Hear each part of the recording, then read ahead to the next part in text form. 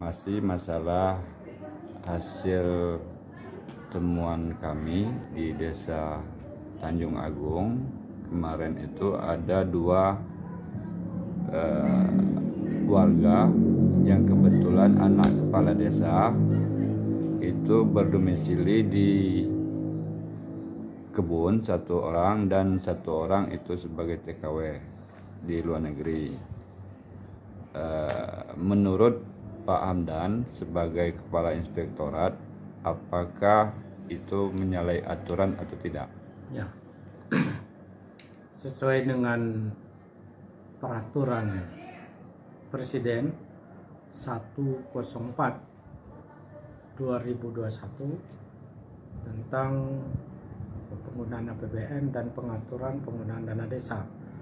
Di situ 40% dari dana desa diterima oleh desa itu digunakan untuk pembayaran BLT pada warga desa.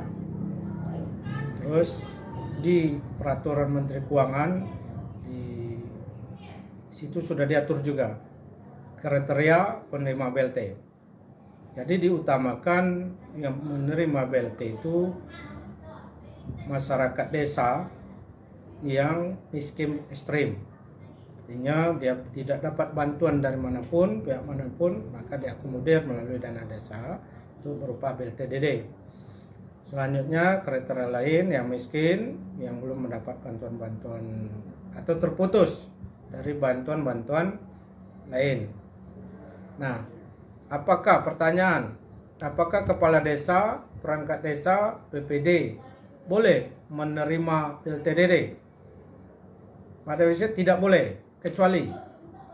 Kecuali ada keluarga di dalam tanggungan yang sakit kronis atau sakit menahun. Di dalam tanggungan itu, baik itu tanggung kepala desa atau perangkat atau PD, silakan. Tapi tetap diputuskan melalui musyawarah khusus. Nah, di sini jelas sekali masyarakat desa. Artinya masyarakat yang ada di desa itu. Yang berdomisili di situ ya, Pak? Ya, masyarakat di desa itu. Artinya masyarakat desa. Artinya masyarakat yang ada di desa itu perlu kita perhatikan masyarakat yang ada di desa itu. Nah, silakan kepala desa, BPD, anggota PD dan perangkat mendapat BLT-DD kalau mempunyai tanggungan, jaminan yang sakit kronis atau sakit menahun. Kalau tidak itu tidak boleh. Tidak boleh. Ya. Terima kasih. Yang masalah domisili tadi, Pak, gimana, Pak? Menurut Bapak? Saya tidak mengomentari berdomisili ini di penduduk desa itu. Artinya dia ada di desa itu. Berdasarkan ada aturan Permendas nomor 21 tahun 2001 itu ada warga yang berdomisili di situ, Pak. Artinya kalau dia berdomisili, artinya dia tinggal di situ. Tinggal di desa itu. Penduduk desa itu artinya masyarakat desa. Masyarakat yang ada di desa itu, baik dia udah memang penduduknya asli situ atau dia berdomisili tapi tinggal di desa. Tinggal di desa. Lah kalau dia KTP-nya misalnya satu desa itu, tapi dia kan di kota, bukan penduduk desa namanya. Penduduk kota. Iya kan? Yeah. Artinya masyarakat desa itu masyarakat yang ada di desa itu. Kata kuncinya juga harus diputuskan melalui musyawarah khusus. Karena dalam musyawarah khusus inilah akan dibahas siapa yang pas, yang cocok sesuai kriteria, yang wajib, wajar dikasih BLT-DD.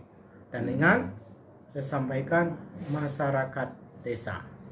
Jadi kalau sebagai di TKW itu gimana, Pak?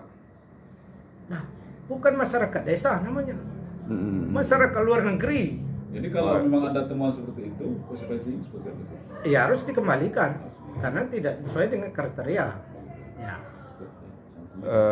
Harus dikembalikan. Jadi posisinya ada pelanggaran di situ ya, Pak? Iya, tidak memenuhi kriteria.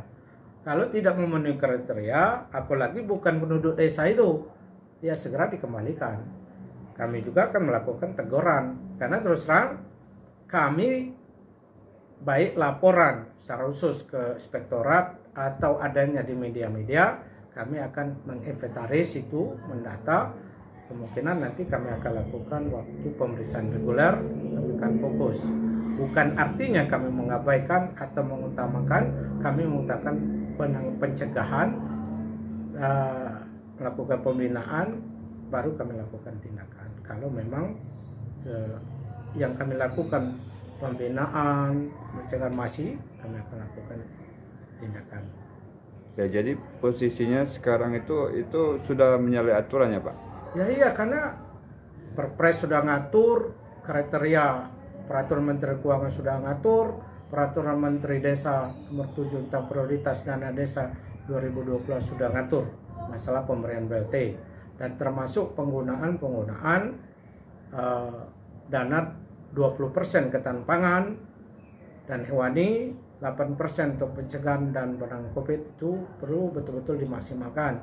Saya ingat khusus pemerintah desa kita sampaikan, pemerintah desa artinya pemerintah desa itu kepala desa dengan perangkat tidak boleh mengambil keuntungan dalam pengadaan baik itu untuk penanganan dan pencegahan COVID-19 atau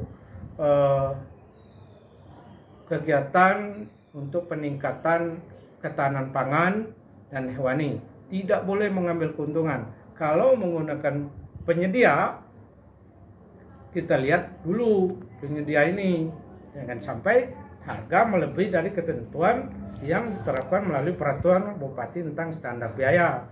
Pada prinsipnya, pengadaan di desa, kalau standar biaya kabupaten itu hanya batas maksimal, tapi diutamakan harga pasaran. Mungkin ada kelebihannya seperti pajak, PPN, PPh-nya, dan lain-lain. Namun tidak boleh melebihi dari ketentuan peraturan bupati tentang standar biaya kabupaten. Kembali ke BLT tadi, Pak, karena inilah mencuat di media, menurut Bapak ada kesalahan pemerintah desa di situ.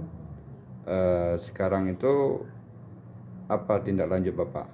Kami lihat dulu, kami akan panggil dulu para pendamping desa, karena di dalam bermusyawarah itu mungkin masyarakat menetapkan bahwa yang bersangkutan menerima BLT ini kenapa? Karena itu ke dalam musyawarah. Apakah dalam musyawarah tidak masuk, datang dengan sekujung-kujung datang, direkayasa? Kalau itu direkayasa, kami akan berikan sanksi kepada pemerintah desa atau kepala desa itu sendiri. Kalau ditetapkan melalui musyawarah, pertimbangan apa? Sampai dapat anaknya, kalau betul anaknya dapat BLT DD, pertimbangan apa itu sampai dapat dalam musyawarah? Ya, kita panggil, minta keterangan dulu, penjelasannya kenapa itu. Karena pendamping desa fungsinya menyampaikan regulasi yang harus dilaksanakan di pemerintah desa seluruh, baik itu penggunaan dana desa itu seluruh regulasi yang harus dipedomani oleh pemerintah desa. Fungsinya pendamping desa itu memberikan petunjuk-petunjuk langkah-langkah. Kapan Bapak melakukan pemanggilan itu, Pak? Secepatnya. Karena informasi melalui media yang menurut kami yakini bahwa kebenaran itu, kami akan tindak lanjuti. Sanksi yang terberat nanti apa kalau misalkan itu ada temuan nanti, Pak? Kita lihat dulu, kita akan kaji. Saya belum bisa, ini nanti tim yang akan mengkaji, menyampaikan. Ya, makasih Pak.